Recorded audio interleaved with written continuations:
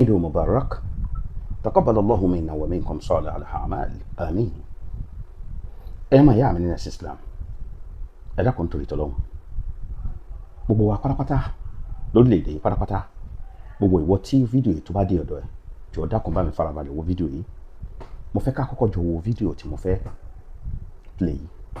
Ẹ rí arábìnrin kan tó wà lójú screen mi, ẹ dẹ̀ rí wípé mo kọ síbẹ̀ wípé ṣé bí ìjọba máa ṣe máa káwọ́ gbéra rèé tírú àwọn nǹkan báyìí tó máa ṣẹlẹ̀ títí tó máa padà wá fi di ńlá, ṣé ìjọba yóò máa wò báyìí?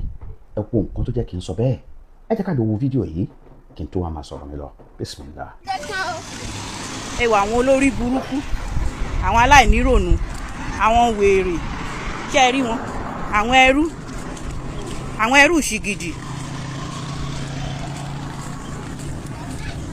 àwọn tí ò gbádùn, àwọn tó ti ṣí èrè, olórí burúkú ara wọn ò wá tó wá jà wọn nìkan, àwọn innocent children náà a máa mú wọn wọnú ẹ̀, ṣé ẹ rí wọn? Àwọn wèrè, àwọn ọmọ kan wà bí kan tí wọ́n mọ bí tí wọ́n wà o, ẹ rí wọ́n ti lọ forí balẹ̀ fún ṣìgìdì tán, wọ́n ń bọ̀ kó má ra gbá fún gbogbo yín, ẹ̀yin olórí burúkú yìí. Ilé ń sọdún wèrè, kò ní dá fún yín, kò ní dá fún olórí burúkú tẹ́lẹ̀ ń ṣe. Gbogbo àwọn yín pátápátá náà, gbogbo wọn Fúlàní ló máa kó gbogbo wọn, ẹ̀yin olórí burúkú yìí.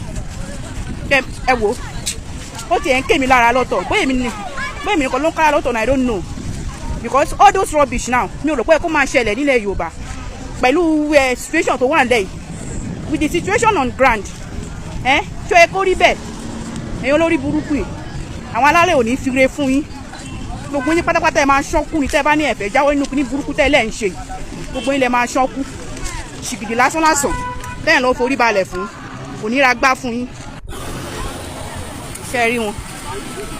Ẹ rí àwọn olórí burúkú, àwọn aláìníròònú, àwọn ọmọ ẹrú lárúbáwá, ẹrú ṣìgìdì, àwọn àwèrè. Ẹ kú lọ náà jẹ́ mi ọkọ̀ jájá rẹ̀, ní olórí burúkú kò ní dáa fún gbogbo. Náà ṣe ti rí fídíò tí mo ní kẹ́ wò. Ẹ̀yin ọmọ ìyá mi nínú ẹ̀sìn Islam, ìjọba orílẹ̀-èdè Nàìjíríà ní ìní ọjọ́ ọdún tí mùsùlùmí lọ kírun ní end, àyákò èèyàn kan lórílẹ̀-èdè yìí ó mú fóònù, ó wá ń rìkọ́ọ̀dù àwọn mùsùlùmí, ó ń ṣẹ́ ìpè fún wọn, ó ní wọ́n lọ sí ṣìgìdì lórílẹ̀-èdè Nàìjíríà yìí.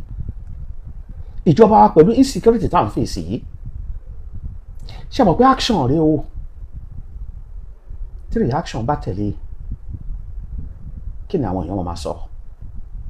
Ṣe mọ̀ pé n tó ṣe yìí, tárábìnrin ṣe yìí, tó bá ṣe pé ó escalate, tí àwọn mùsùlùmí kan tí wọ́n ra mú tó di wàhálà, ṣe mọ̀ yìí pé ẹ̀yin tẹ́ ń kọ ìròyìn, ẹ̀yin tẹ́ ń kọ ìròyìn ẹlẹ́jẹ̀, ẹ̀yin aláìdá, ẹ̀yin èèyàn burúkú tẹ́ sápamọ́ sínú ilé ìwé ìròyìn, gbogbo yín ẹ pọ̀ ńbẹ̀ o.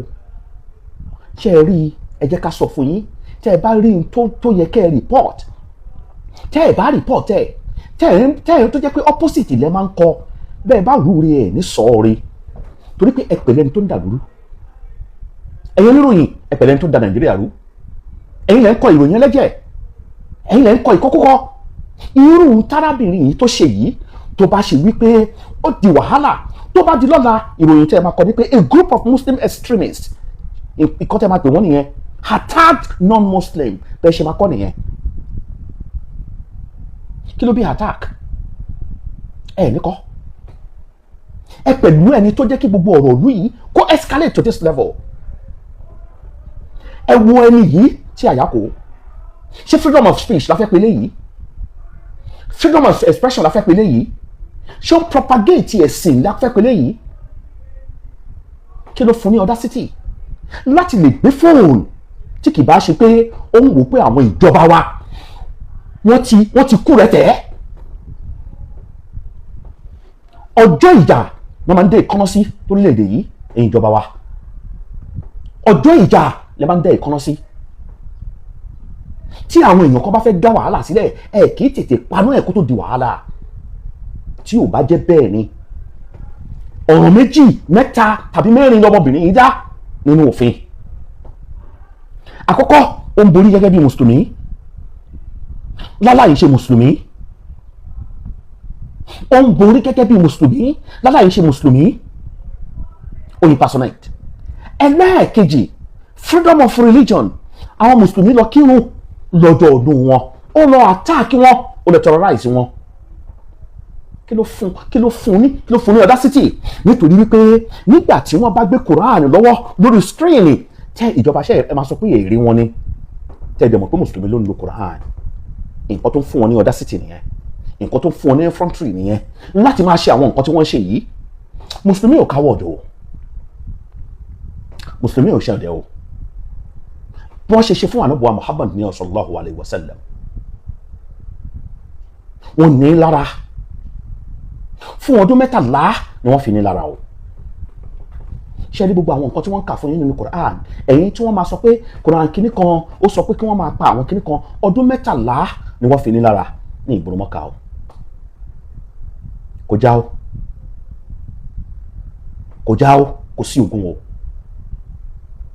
Ó tún yọ kúrò ní ìgboro Mọ́kà lọ sí Mọ̀dínà, wọ́n tún wá ka mọ́ Mọ̀dínà o.